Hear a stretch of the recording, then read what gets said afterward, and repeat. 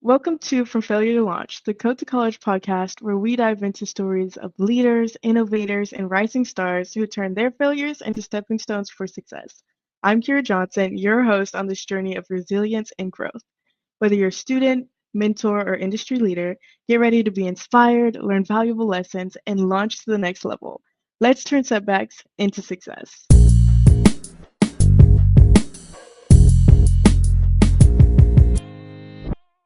Hi, everyone. Welcome back. I'm your host, Kira Johnson.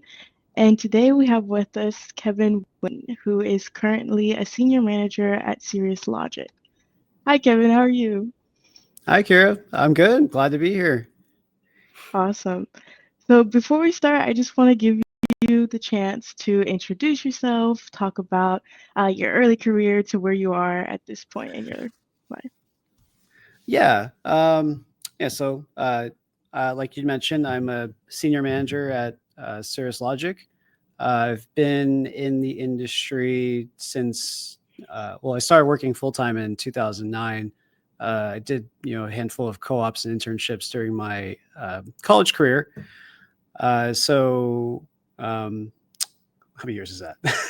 That's a lot of years now.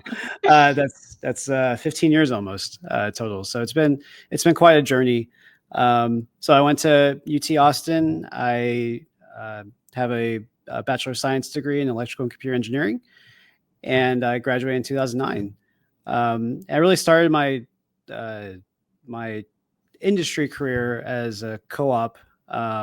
Actually, no, even before that, I was my first internship was at the Texas Department of Transportation over a summer, and then which was very entry level and government work, so it was quite interesting. And then I landed a co-op. I took a fall semester off, and I landed a co-op at AMD. I basically kept coming back for the rest of my college career, and eventually I got hired full time after graduation, and that's kind of where my full time career started was at AMD, and this was back in 2009, and it was a tumultuous time for that company.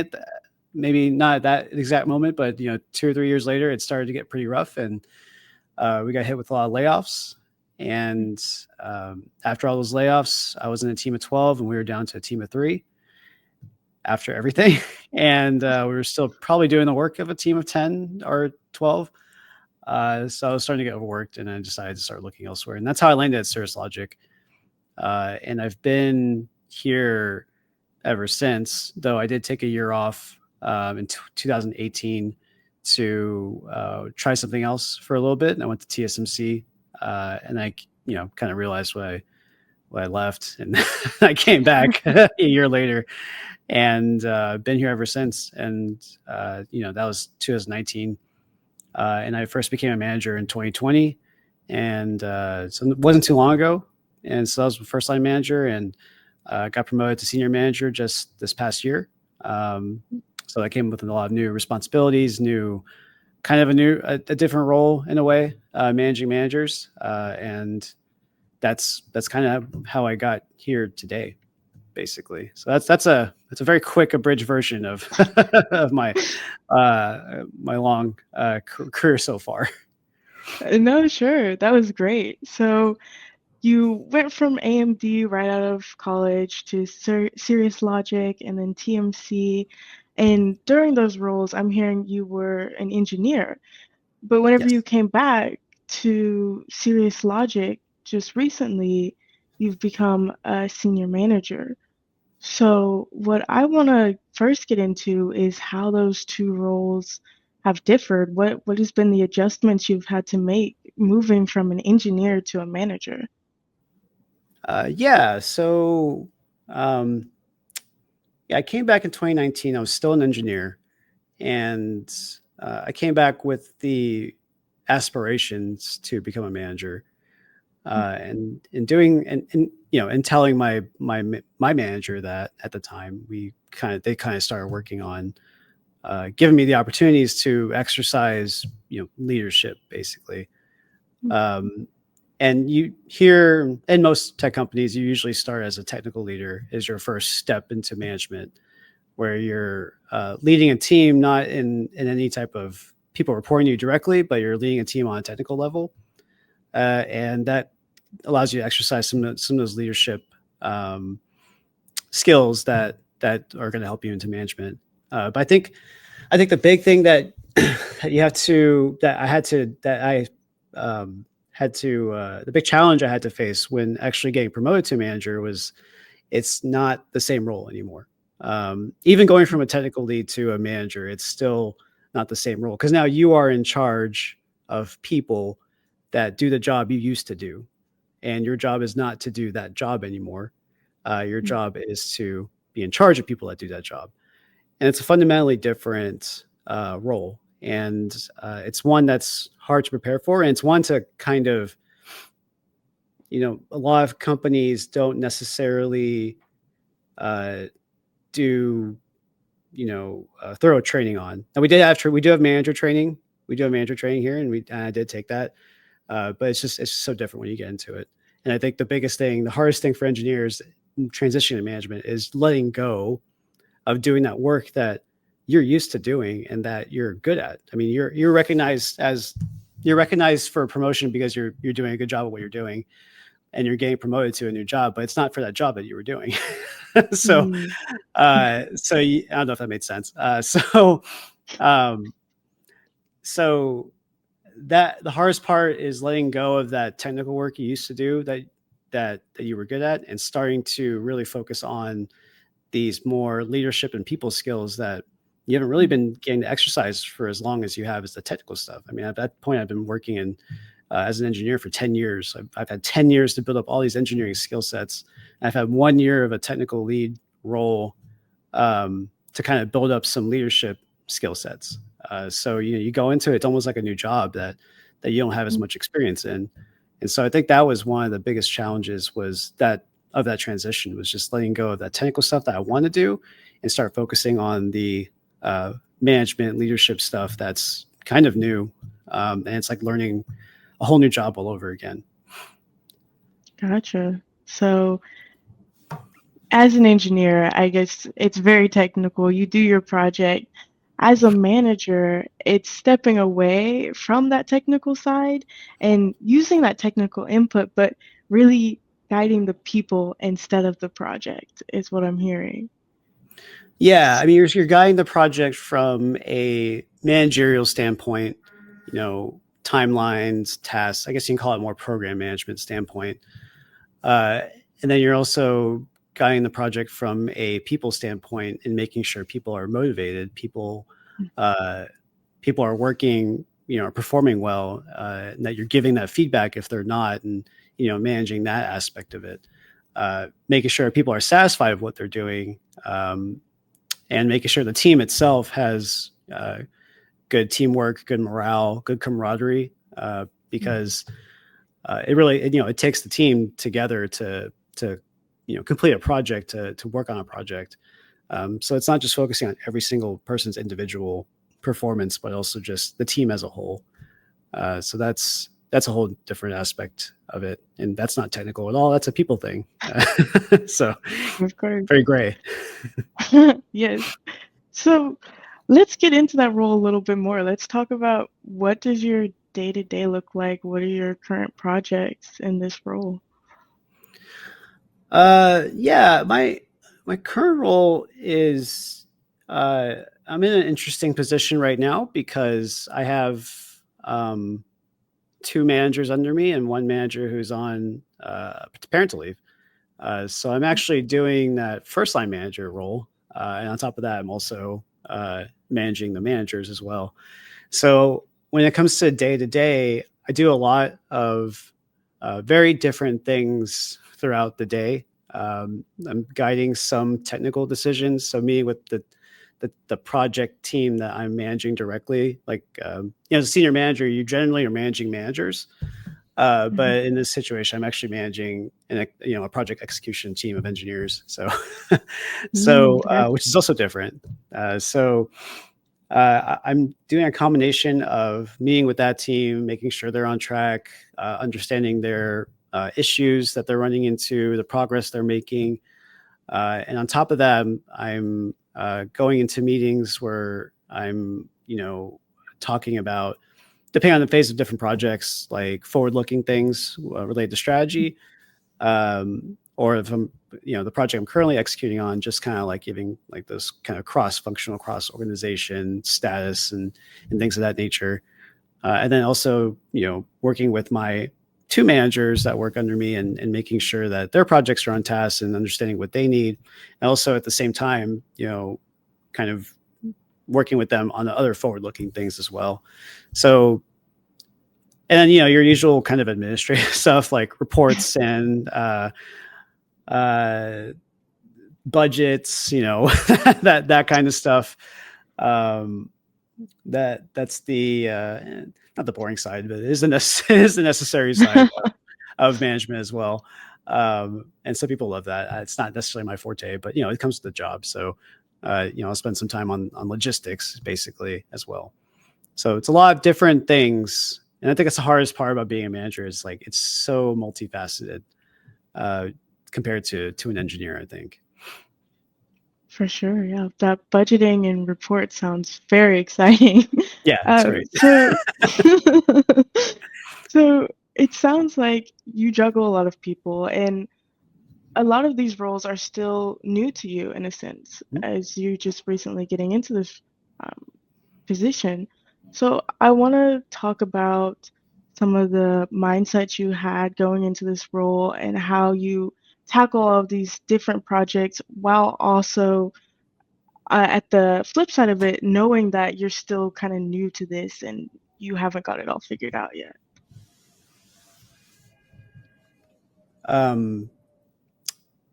Sorry, can you repeat that one more time? I think I missed the core of the question.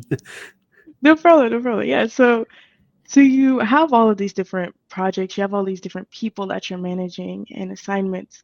So I'm wondering, what mindset do you have going into this that allows you to tackle all of these projects, while on the flip side, it's knowing that it's still new to you and you don't have it all figured out yet? Yeah. It's going in with a open mindset. So what I mean by that is going in accepting that you don't know everything, and knowing, and that's a common mindset that a lot of people in leadership think they need to have, is they're the leader, they need to know everything, which is not true at all. And there's a lot to say about someone who knows what they don't know and is willing to own what they don't know, and also learn from those who do know. And so I try to go into it, and one of the big things I try to do is learn everyone's strengths, like above me and below me, and alongside me, my colleagues as well. Okay. And knowing that you can learn anything from anyone at any level. I mean, my 3-year-old can teach me things sometimes. So yeah, I think going into that with that mindset of humbleness, of accepting what you don't know and being okay with it, be okay with not being the smartest person in the room. You're not supposed to be, but also recognizing what you do know and being confident in what you do know. Especially for me, being a young manager, relatively speaking, when I look around at people the same level as me, senior manager, definitely one of the youngest, I believe. At least when I sit in our staff meeting, I'm definitely the youngest manager there. So, I fight a lot with imposter syndrome, and sometimes at times low confidence, and and a leader is supposed to be confident and not arrogant, but confident. And so that's the other mindset, is just knowing that going in with confidence, knowing that you deserve to be there. You were put there for a reason. You were promoted for a reason because people saw something in you, and just kind of harnessing that belief, and that kind of gives you confidence, and kind of gets you through those intrusive feelings, intrusive thoughts of imposter syndrome, I guess I would say. Yeah, for sure. I really like the point that you made. You said there's something to be said about someone who knows what they don't know. Yep. And I think that's that's a great point. I feel like it is true. A lot of leaders are in a position where they feel I have to know everything. I'm the leader. How am I supposed to lead if I don't know? But Yep. at the end, you said a leader is supposed to be confident. And I feel like a lot of people mistake confidence for knowing everything. And Yes. yeah, I like that you've kind of defined that line between the two, and it seems to be helping you a lot in your position, I would assume, if you're the youngest Yeah. person there and still able to keep up with everyone. Yeah. Like knowing And everything, and also I would say being the loudest. I see a lot mm, of there's something to be said about being quiet. you know, uh, there's something to be said about sitting back in a room and just uh, observing and understanding the people around you and learning from just that alone, and not having to be the one that's always talking, that always has the answers. And I see a lot of that too. A lot of people think they need to be the one talking, they need to be talking loud. Um, and that's not, that's not leadership either. very cool. So let's go into that a little bit more. Okay. What have you learned from sitting and observing the other senior managers around you and from the input you get from your team, perhaps? Yeah, one of the things I can think of the most is one of my managers is kind of the polar opposite of me, uh, Hmm. in sort of, I guess, what you would call, they usually designate like type A personality. I don't know Ah, what the, yes. I forget what the opposite of type A is, but whatever that is, I'm that. so I'm a little, I can be a little disorganized and a little chaotic. It comes with a lot of ambition. It comes a lot of ideas. It comes a lot of, um, appetite for risk. And then I have a manager Hmm. who's very type A. He's just very organized, very methodical. Um, and he happens to also be a philosophy. He happens to also have a minor, I think, in philosophy, alongside his engineering degree, Hmm. which really comes out a lot. So he has a lot of like philosophy way of thinking, and when it comes to like people and how people behave and um, how to communicate and those kind of things. And I kind of recognize that. And so whenever I'm having some conflicts or issues with either other colleagues or engineers that are under me, Hmm. I often come to him and be like, "Hey, he works for me, but I go to him often and be like, "Hey, I'm having this kind of issue with this dynamic I'm having with this person," and I'll kind of give him the context and describe it, and he'll usually give me his perspective. He is older than me too, not by a whole lot. I think he's like 4 or 5 years older than me, so he's a little bit more life experience. But I think it's just that his perspective is just different, given that his personality is so different from mine. And he's given me a lot of helpful advice, and I take it, and I've oftentimes changed my method of doing things because of it. And I think it's a good example of where you can learn a lot from knowing people's strengths at any level. That's the one I can think of the most, because I like going to him for advice. And I think some people might think that's, you're kind of going down for advice, someone below you that works for you. But that's again where that philosophy of being a leader doesn't mean you have to be at the top and you have to know everything. You have to have all the answers. So uh, and that's part of being humble too, is just accepting that, hey, this guy has a lot of value in the things I'm not good at, and you can learn a lot from that. Um, so I often go to him a lot for advice. And I do the same thing with my other colleagues who are senior management level, or one level above, director level, um, just to kind of understand a lot of the um, business processes that come at this level as well. So a lot of them have been doing it for several more years than I have, like managing managers and that kind of stuff, and just the different things you see at this level. And so oftentimes they may not be working in the same type of department as I am, but I'll schedule one-on-ones with them with no real agenda. I just want to schedule one with them, like on a monthly basis sometimes. And I just kind of talk about the things that I'm dealing with, and they just give me advice on how to deal with them, and or how the business works in different parts of the company that affect my work or my team's work, and just learn from that as well. So yeah, that's kind of what I do.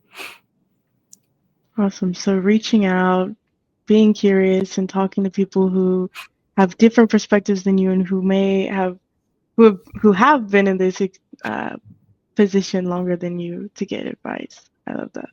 I want to Yeah. go back.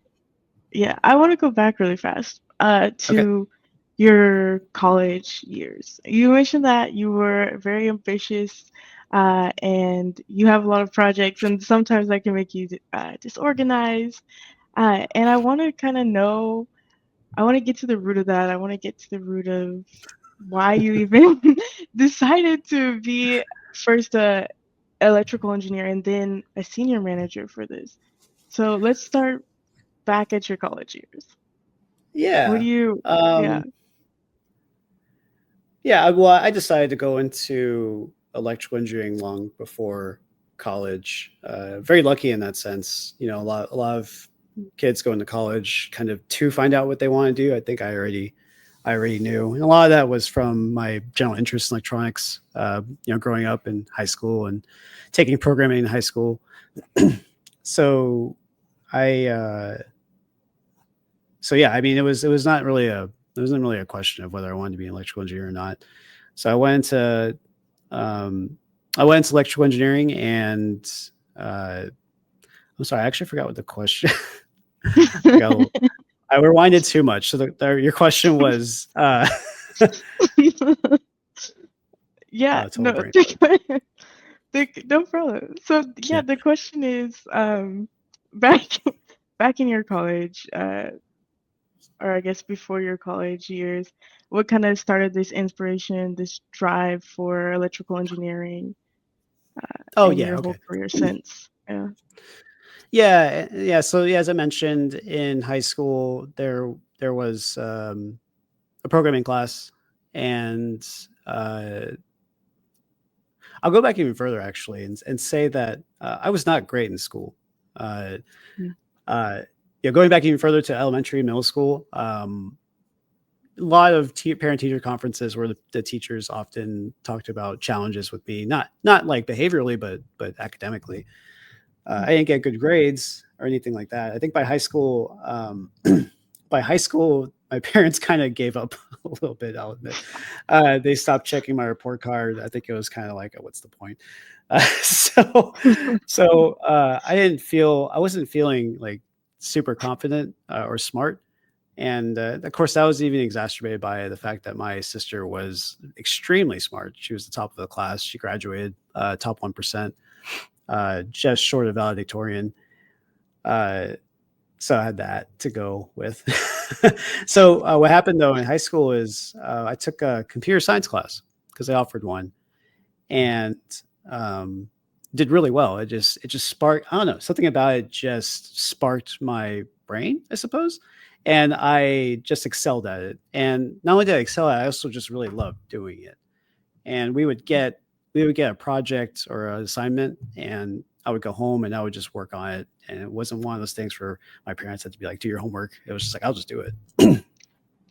And I would sometimes neglect other homework to do that homework. But yeah, it made obvious like, oh, this is a passion, and that's, that kind of easily led into, when you look into like what kind of career you make out of programming. There's computer science, there's software engineering, there's which is part of electrical and computer engineering, and all that. And so that just kind of, it got me excited about school in a way I hadn't been before. And so that kind of led me to looking at engineering and looking at what other subject matters are important for engineering, and calculus, physics, as far as high school classes go, were important. So I started to, I was always okay at math, and so I started to focus more on math and science, basically. and I started excelling really well. So I did really well in calculus. I took AP calculus, the first one. There were two of them, and I took the AP test, and I got a perfect score on that test. And my parents were just like, "What? Where did this come from?" you know. And I took physics. I did really well in physics. It just made sense to me. And all of that together, I mean, that's engineering, right? Or at least the start of it. And that kind of solidified my my direction in life and what I wanted to go into.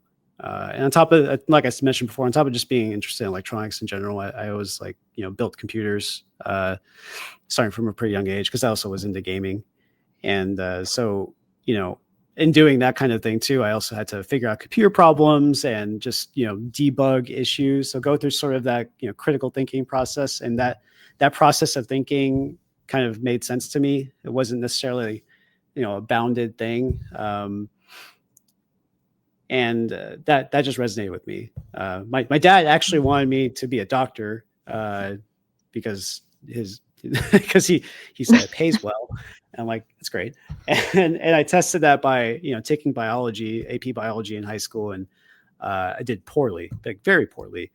And I did just as poorly as I did in history or English lit. And I think a lot of that, especially like in history and in biology, is there's a lot of just sort of memorization of things.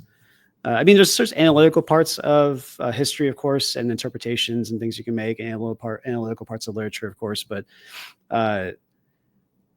it was just, to me, a lot of memorization. You're tested on that memorization, and it didn't work well for me. But when you're given a computer science problem, for example, it's just like there's so many different ways you can go about it.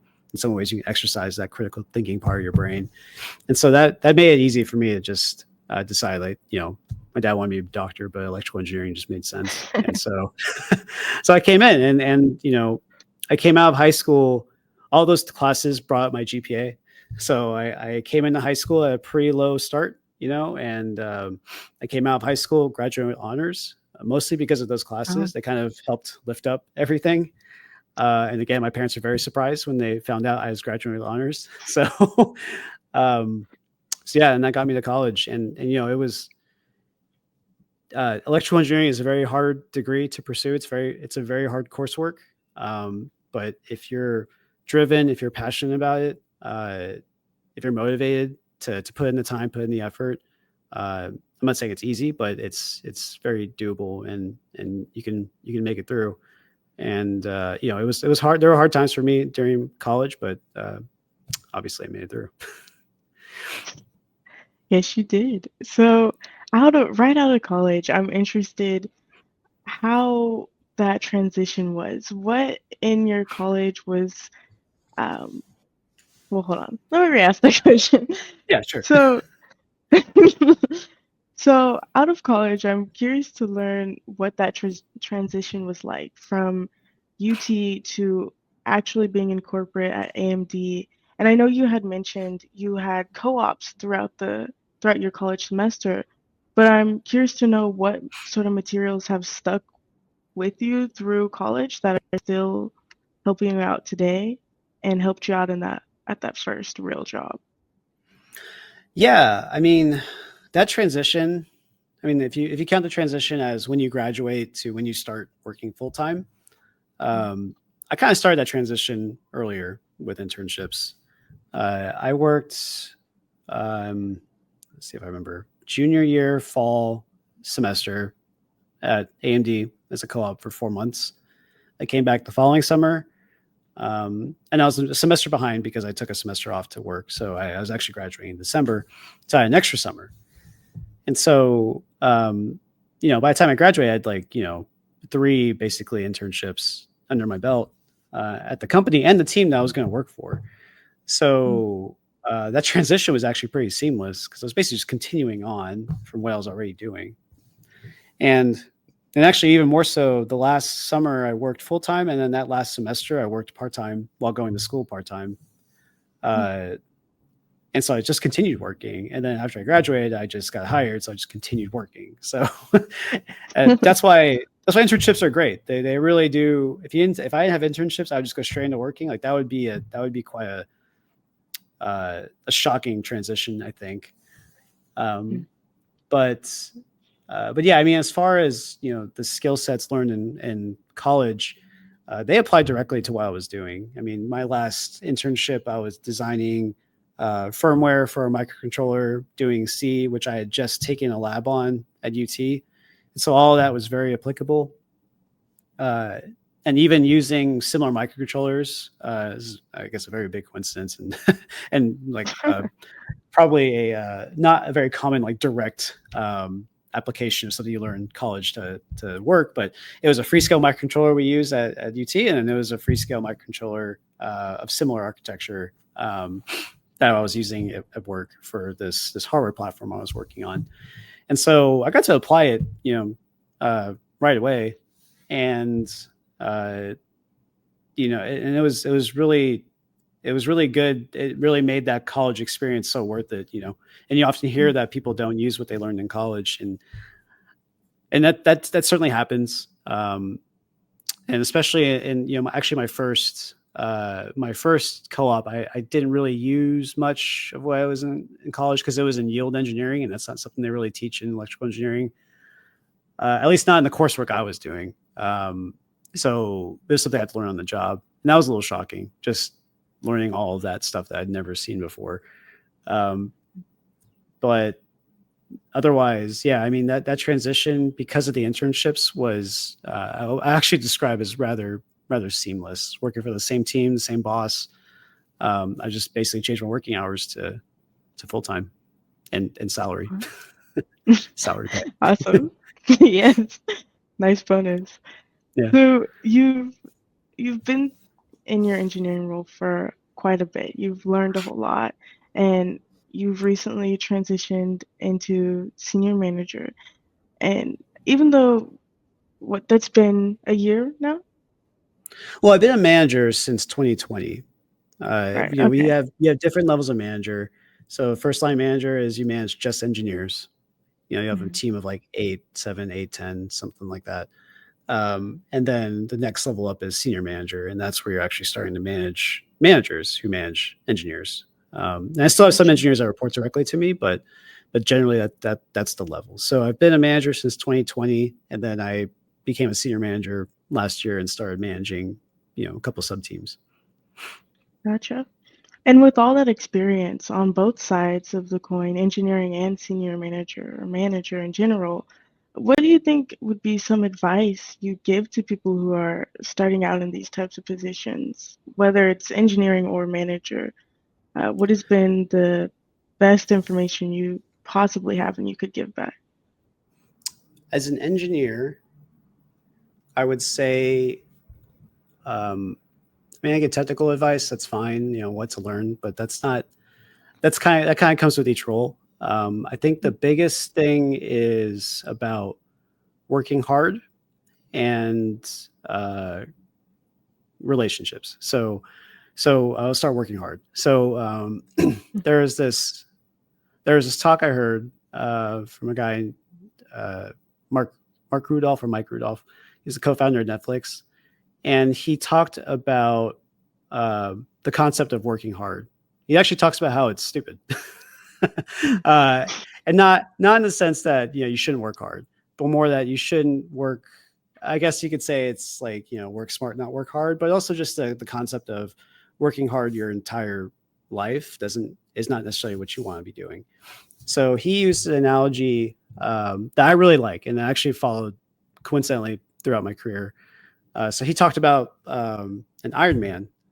He used to do Ironmans, and he had talked about how back in the day they didn't have like tier starts. Now they have phase starts. So they'll start a group first, and another group, and another group. They should just all start at the same time. And basically, he talked about how when they fire the gun, everyone just runs to the water and tries to swim. And it was a mess because you're in this like big group of swimmers, and you're getting kicked in the face, and dipped in the water and that kind of stuff. Just a total mess.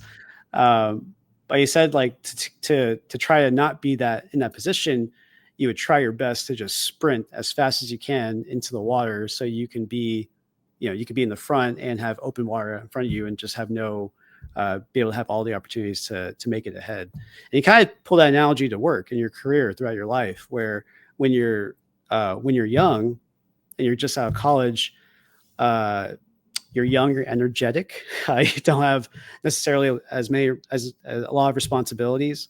You have time, basically. So you have energy and you have time, and that's the time to work hard and get in the front and get open water in front of you. So by the time you're older, 10, 15 years down the line, kind of the position, kind of at the time I am now, you don't have to work hard per se, but you can work smart. You can have higher impact with things that are not just grinding, so, you make at my level, you make a decision and it like shifts it can shift a whole organization. Right. But I didn't necessarily work hard. I just made a decision. So, that was kind of his advice. And I actually really resonated with me. And, especially with the way the work culture is shifting, for younger generations of, not really working hard or letting your job, kind of define your life, which, I I don't want to make anyone think that I want to work people hard or anything like that. I'm not an advocate of people working, 80 hours a week, but when a lot of time where your value comes from is when there's something that needs to get done and you push to get it done, you're recognized as, reliable. You learn a lot in the process. And you gain value, you gain knowledge, you gain skills, and you should do that when you have the time and you have the energy, and that'll better position you later in life. So that's kind of my advice for engineers is work hard in the beginning of your career, and mental health balance, work-life balance is important, of course, for sure. And there's a balance to it. There's always a balance. You can also just work your 40 hours a week and you'll still grow. And if your ambition is not to, it isn't to be a top level executive or a leader, a big leader, or like a high ranking engineer, then that's fine. There's nothing wrong with that.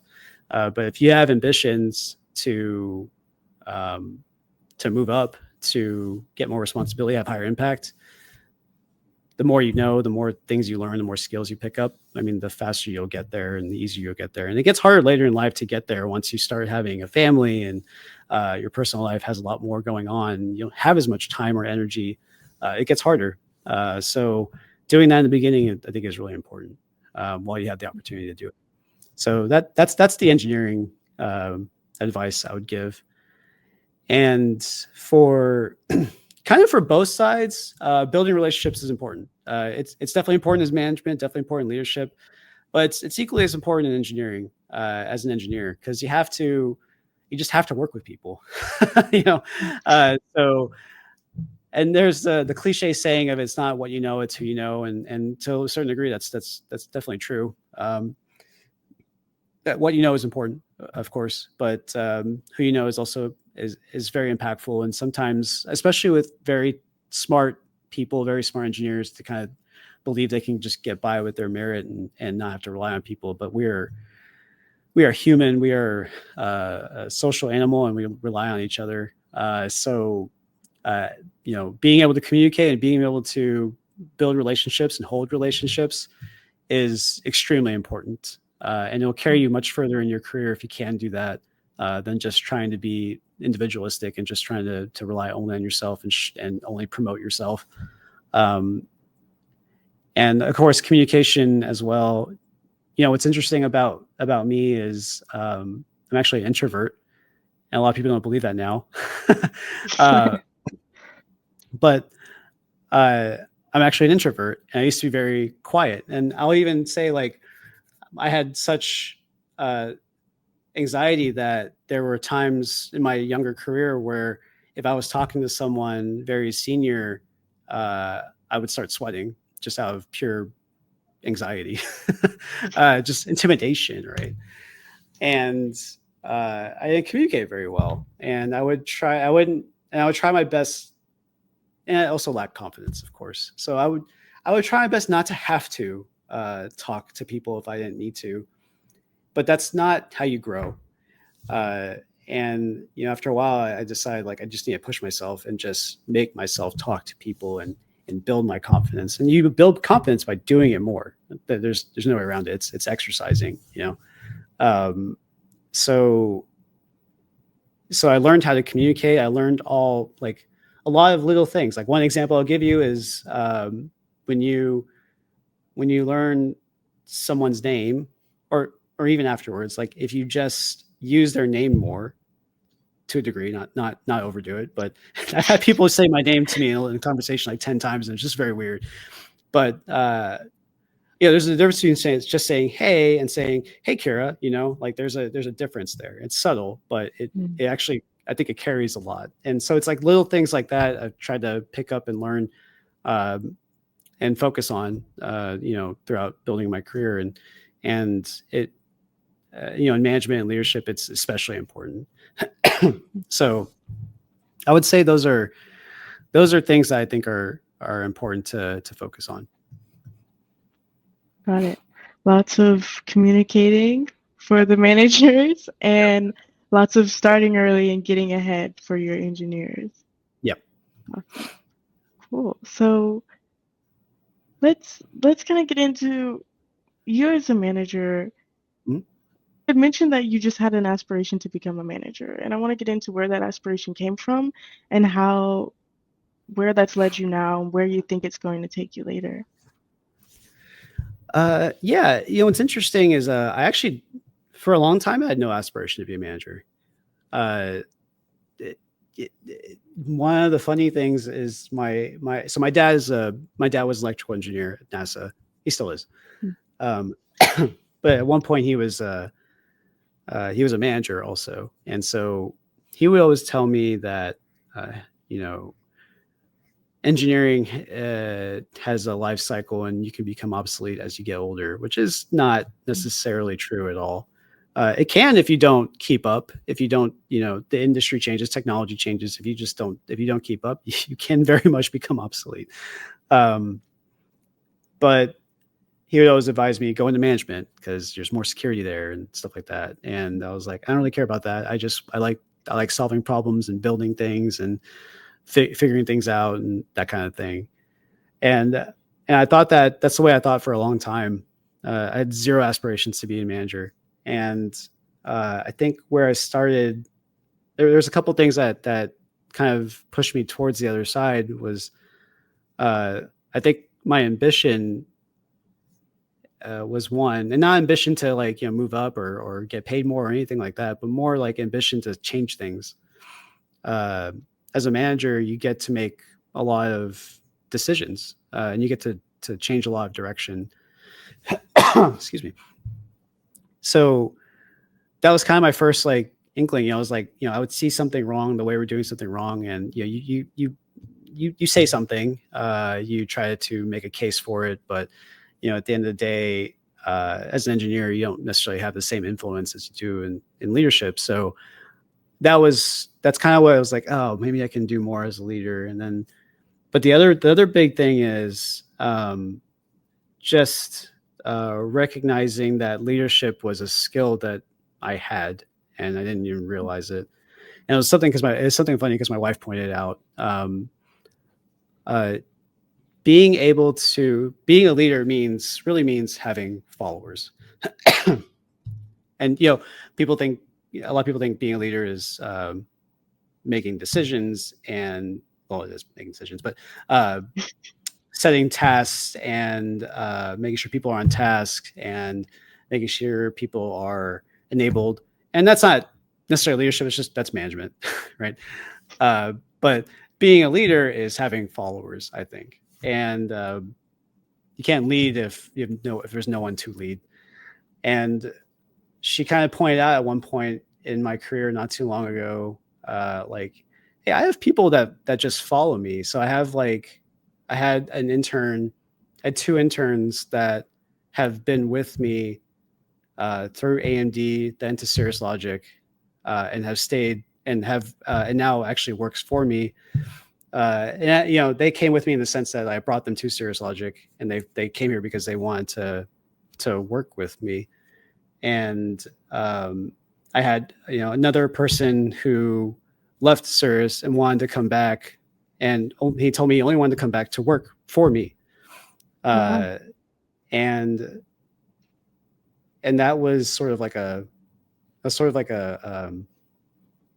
don't know, kind of an epiphany, like, oh, people like working with me and follow my lead, basically. And so, I was like, and I enjoy it, and a lot of those guys who do that are guys that I mentored, the guys that I spent a lot of time outside my working hours. And there's one guy I remember, like, he was so busy at work, but he wanted to learn this new skill with FPGAs that I work on a lot at the time. And I was like, hey man, if you're willing to work with me at like 8 p.m. at night, I'll teach you some stuff.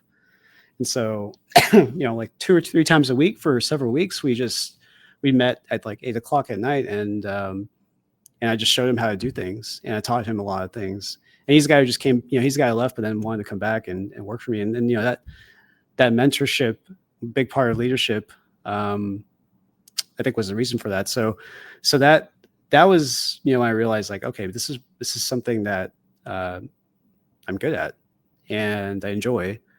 And that's something my wife pointed out, like, you are good. You're good with people. And I was like, I guess.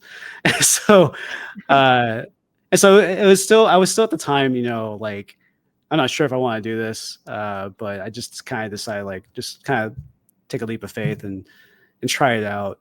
And I went in. I started with a team of 5, and now I lead an organization of 24. So it's been good. I've enjoyed it. It's been very fruitful. So yeah, I mean, that's kind of what got me into it. It's just sort of the realization that it's a skill I have. And you kind of touched on this, but I want to get into it a little more, because hearing you talk about your ambition and this natural talent you have to kind of lead people and guide people ultimately comes back to mentoring and mentorship. Mm-hmm. And you were also an honoree for the IDEAs Award for Code2College, which is Yeah. congratulations. So Thank you. I want to get into that. I want to get into Sure. that aspect more. I want to hear how your journey has been as a mentor and how it's been going mentoring high school students. Yeah, I mean, it's been going, it's been very rewarding. I can't take all the credit for mentoring. I think, to be perfectly honest, I wasn't sure I was worthy of Mentor of the Year, because I I was like, I've all the interns I've hired, I talk to them. I talk to them, of course, and I give them some career advice, but I assigned them a mentor. And that person is really who works with them on a daily, weekly basis. But I think what I will say is, seeing kids come in that young. And my first Code2College intern was only 15 years old. It was incredible. A lot of calibration had to be done there, but just seeing that young of a student come in to a very, what I would consider a very intimidating work environment. Not that this is a hostile work environment, but it's a bunch of very smart and talented engineers, and you're coming in from high school, and especially the one I remember, she came in with just the most confidence and maturity, and I just enjoyed seeing her grow a lot. And she asked good questions, and when I talked to her at the end of internship, she explained how all the things that she learned, and all the things that I guess even you could say non-academically that she learned about how the way companies work and that kind of thing was awesome. And seeing that kind of learning at that age, I know is just so valuable, only because I mean, I didn't get my first internship until junior year of college. And I can only imagine the advantage you get starting so young. I mean, 15, she was just coming out of freshman year of high school. Uh, it's like the head start you get is, it's just, it's just completely, completely so valuable. So, and just also seeing the energy, the energy from kids who are passionate about this kind of work. And I love talking about the work that we do. So when, naturally when I talk to someone who just wants to know about the work we do and wants to learn about the work we do, it's rewarding. And, eventually, since she was only 15, I was like, oh, 7 years down the line, she's going to be a great, full-time hire. Yeah, I mean, but really, I think it's just the energy that I get from just seeing their energy is why I love doing it. That's awesome. I want to kind of close this off with what your vision for the future is going to be in your career or in your personal life. You've talked a lot about mentoring and your ambitions and moving from an engineer to a manager. There's been a lot of evolution in your career. And so Yeah. I want to know how that's going to keep going, where you see yourself. I'll be honest here too. I don't know if I have a vision for for it, and I think that kind of ties back to my anti-type A personality. So I kind of described it as chaotic, where I kind of just go wherever my, not to sound cliche, but wherever my like heart takes me. Um, whether it be like a new problem or a new organization, new challenge. Uh, I consider myself very opportunistic. So if there's a problem I can solve, however big or small, I usually just chase after it. So, and that's kind of, like I said, that's kind of how I got here. I never, as an engineer, I just never had aspirations to be a manager. I didn't have a vision of being a manager. I just kind of went with it, I guess you could say. And so, right now I could say, like, I don't really have an ambition to be an executive, for example, but I know I have a vision to continue helping people. And, that's why I do a lot of Code2College.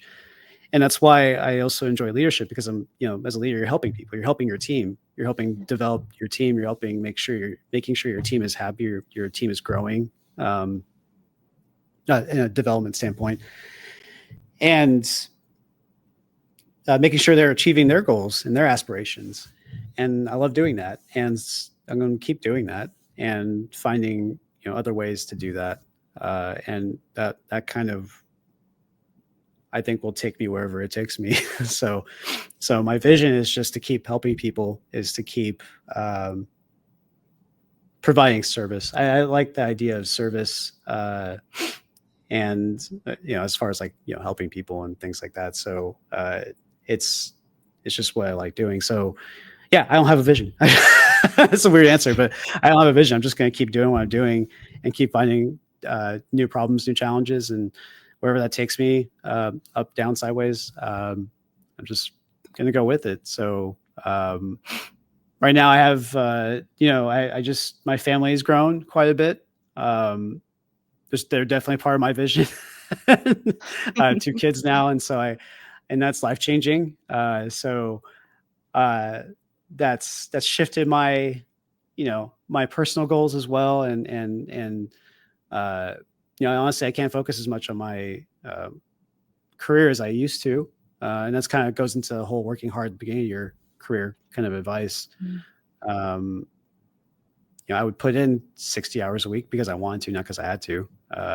And a lot of times now I still want to do that. There's still a lot of things. There's still a lot of little problems, little things I want to solve and I want to work on, but I just, I can't necessarily put in the extra time that I used to.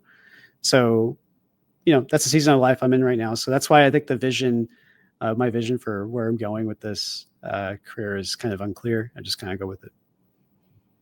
Yeah, no, and I don't think that's a weird answer at all. In fact, I think some of the best visions, quote unquote visions you can have or plans for the future All I know is I have this core belief in this one thing that I want to get to, and no Yeah. matter where this ambition takes me, I'm gonna follow it. I think having an open mind like that gives you all of these endless opportunities and places for growth and to learn. So I really like that outlook. Yeah. And And I will say that's kind of like an infinite minded outlook. You know, right, there's growth mindset. growth mindset. There's no, like, I don't, it's weird to say like I have a goal, but it's kind of like I have a goal in a way, but I'm just going with it. That's all. I don't know. It's just a weird way of saying it. No, I love So that. I think yeah. that's a great outlook. Oh, Um, and actually, just to well, really quick, just because there's one thing I really like about the idea is that a for lot of sure. times when you have goals that are like I want to be I want to be an executive by 40, Mm, uh, I think is a way to, and I think that's how a lot of when you I imagine maybe when you ask that question, some people may say something like that, and I think it's sort of like, well, you know, you get there, you get to 40, and let's say you do become that executive, and it's like, well, then what? You know, I don't know. mm, And if you don't, it just kind of sets you up for disappointment. It's like, oh, I failed. It's like, what'd you fail? It's not a game. You know, it's not a competition. So, anyway, that's sort of a tangent, but yeah. I love that last point. Um, well, thank you, Kevin, for coming on Yeah, to thank you. this our episode. I really appreciate all the insights you have for us today.